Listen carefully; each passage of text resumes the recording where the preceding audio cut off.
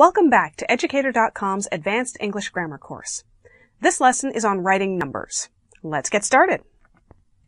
Alright, we begin as always with a brief lesson overview. We're going to talk about the two different ways to write numbers. Believe it or not, there are two different ways, and English has some kind of wonky rules on which way to use which time. Then we're going to go over those rules, and we're going to conclude with some practice. See if you can figure out which way to write the numbers in each of the sentences. Alright. There are two ways to write numbers in English.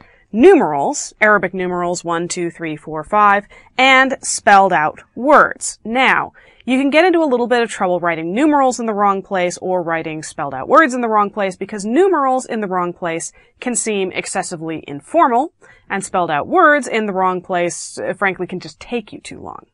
In general, the rule is to spell out single-digit whole numbers and to use numerals for numbers greater than 9. So, for example, I can say, I have 3 brothers. 3 is a single-digit whole number, so I spell it out. But if you say the plane crash killed 32 people, it's perfectly okay to use numerals because, frankly, spelling out 32 would slow down the reader quite a bit. Alright, now that we've got the general rule out of the way, here's some of the specifics. First and foremost, be consistent. The whole thing about all these rules for writing numbers is you don't want to pull your reader out of whatever you're writing. You want them to keep on reading along and barely even notice whether you're using words or numerals or whatever.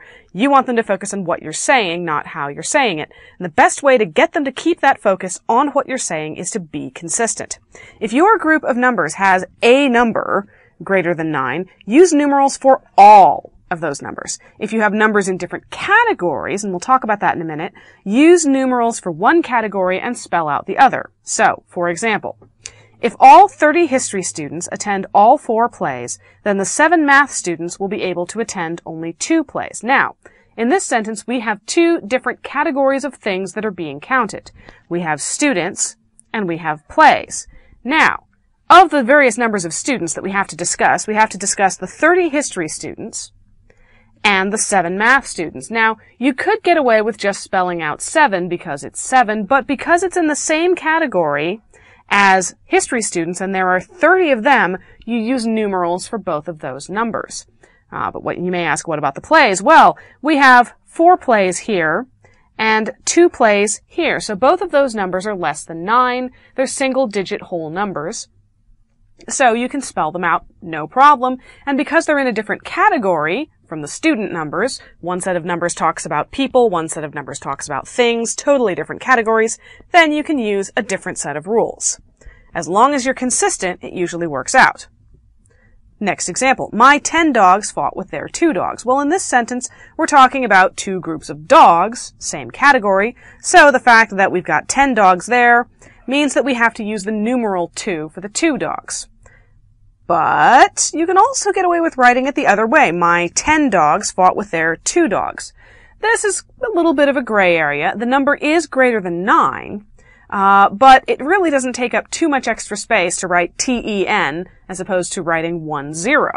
So you're not going to slow down the reader too much. They're probably just going to read the sentence and go on with their life. So particularly if you're writing a non-technical document, so let's say you're writing a novel, go ahead and spell out the numbers. It flows better, stops people short a little bit less, especially in fiction, and basically no one's going to care. The rule here is, whichever way you go, be consistent. This is also handy because if it turns out later that you've made a horrible mistake in the way you're writing numbers, if you're consistent the whole way through, you can fix the mistake pretty easily just by, well, fixing it consistently.